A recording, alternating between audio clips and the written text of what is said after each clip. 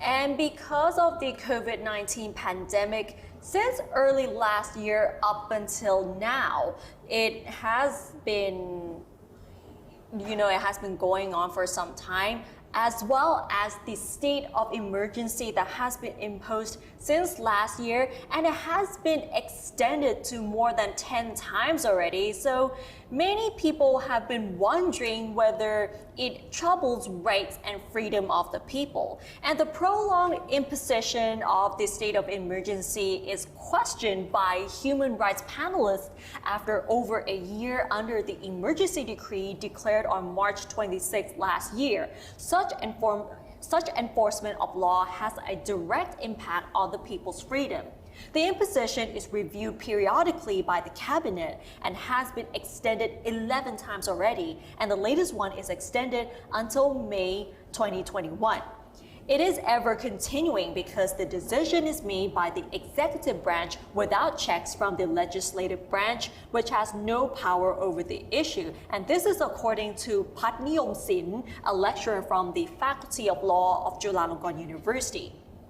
Pat also said that in Thailand, 3 issues are particularly addressed, namely the ever-continuing extension of the state of emergency, accountability, and discrimination.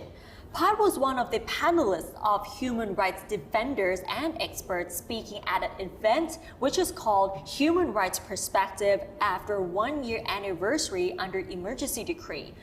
The panel agreed that the imposition of the state of emergency in Thailand was not in line with the International Covenant of Civil and Political Rights, or the ICCPR.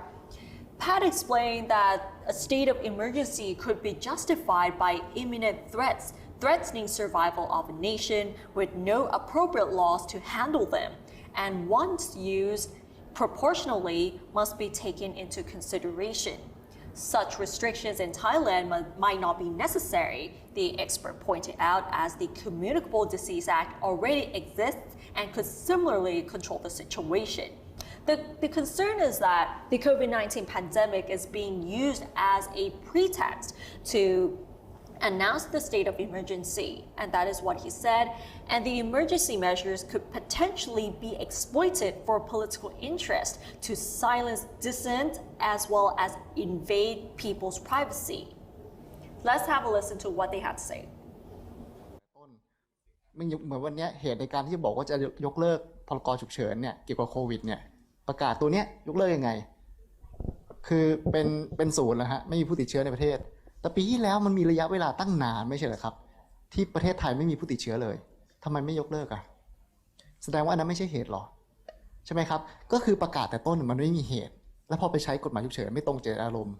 มันก็เลยไม่มีเหตุในการยกเลิกแล้วก็ไปใช้ฉุกเฉินถ้าจนเป็นปกติมันก็บิดเบี้ยวกันไปใหญ่ครับ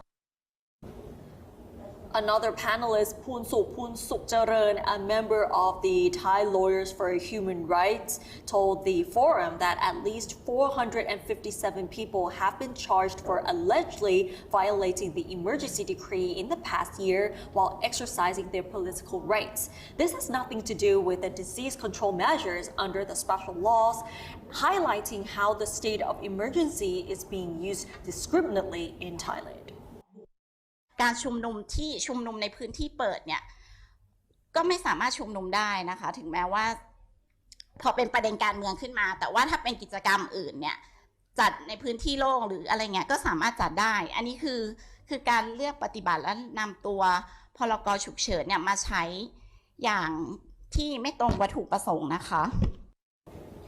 The event was hosted by Amnesty International Thailand, also featured an annual report on human rights situations around the world. The annual report on human rights situations stated that for the year 2020, Thailand saw no significant change from the preceding year. The areas of concern in Thailand, however, lied in enforced disappearance, torture, and other ill treatment, repression of dissent, freedom of expression, human rights defenders, and refugees, according to the report.